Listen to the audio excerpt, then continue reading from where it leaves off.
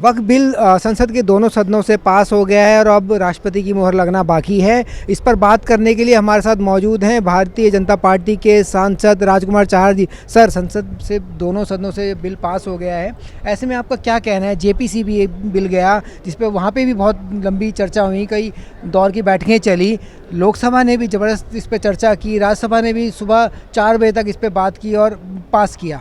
आपका क्या कहना है, किस तरीके का फ़ायदा मुस्लिम वर्ग को होने जा रहा है और जो आरोप लग रहे हैं उस पर आपका क्या कहना है? देखिए, सबसे पहले तो मैं देश के यशस्वी प्रधानमंत्री आदरणीय श्री नरेंद्र मोदी जी को धन्यवाद देना चाहता हूं कि लगातार देश के हित में जो महत्वपूर्ण बिल आने चाहिए वो लगातार आ रहे हैं। चाहे वो नारी शक्ति बंधन हो, चाहे 3 तलाक का हो, चाहे धारा 370 हटाई हो, 35A का मामला हो, या आज वक्फ बिल जो आपने देखा कि 2 दिन लगातार लोकसभा में रात को 2 बजे तक बहस हुई और राज्यसभा में भी रात को देर रात तक और 2 बजे के बाद तक बहस हुई।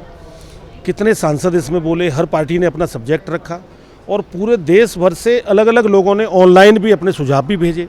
कितने सूफी संत के जो मानने वाले अनुयायी हैं उन्होंने अपने दरगाहों के लोगों ने अपने सुझाव भेजे।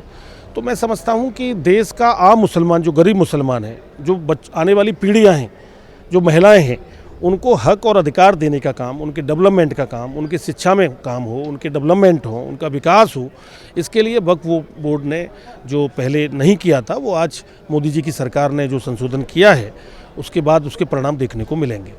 जहाँ तक विपक्ष की बात है तो देखिए, विपक्ष का एक अलग प्रकार का रवैया देखने को मिल रहा है, जो 100% तुष्टीकरण की राजनीति विपक्ष कर रहा है। चाहे वो कांग्रेस पार्टी हो, चाहे वो समाजवादी पार्टी हो, चाहे वो डीएमके हो, चाहे टीएमसी हो, इन लोगों ने मुस्लिम वोट बैंक को एक राजनीति के अखाड़े में लाके खड़ा कर दिया है। जब इनकी सरकारें होती हैं तब मुस्लिम समाज के लिए कोई भला नहीं किया। उनको बस एक ही शब्द बोलते रहते हैं, भाई बीजेपी से दूर रहो। क्यों? आज बीजेपी 3 तलाक लेके आई, मोदी जी आज वक्फ में संशोधन करने का काम किया। अब उनको जो एक दुष्प्रचार करते हैं कि साहब इन पर मस्जिदों पर खतरा आ जाएगा, ये हो जाएगा, वो हो जाएगा, ऐसा कुछ नहीं होने वाला है। मस्जिद भी सुरक्षित रहेंगी, सब कुछ सुरक्षित रहेगा, धर्म के लिए इसमें कोई विषय नहीं है। ये एक मुस्लिम समाज को न्याय देने वाला क्रांतिकारी एक बिल है जो लोकसभा और राज्यसभा में पास हुआ है।